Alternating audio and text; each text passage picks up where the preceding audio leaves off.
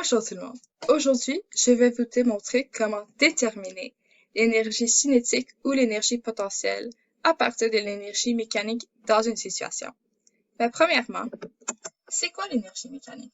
L'énergie mécanique est une quantité utilisée en physique pour identifier l'énergie d'un système sous forme d'énergie cinétique ou potentielle.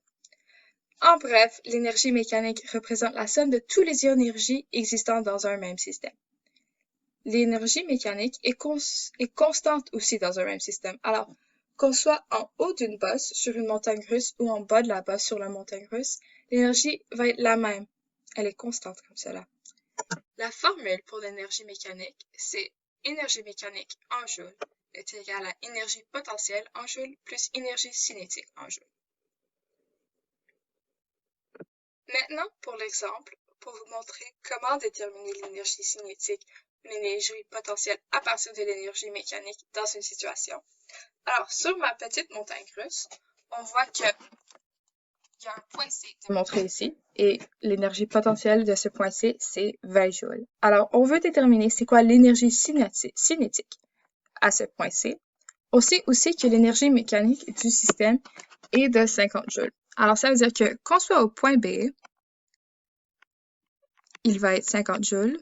Ou si on est en haut, au point A, c'est aussi 50 joules. Alors, ça veut dire que au point C, c'est aussi 50 joules d'énergie mécanique.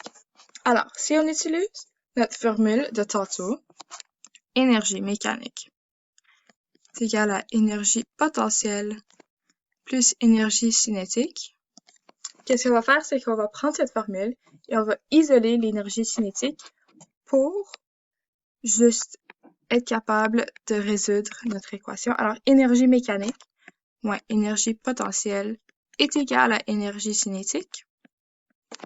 Voilà, alors on sait que 50 joules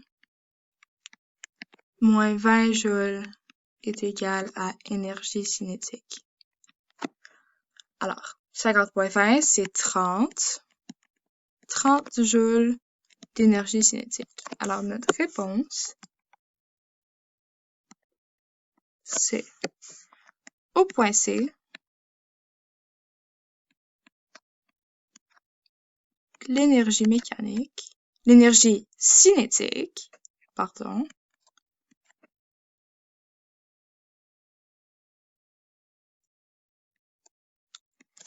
est de 30 joules.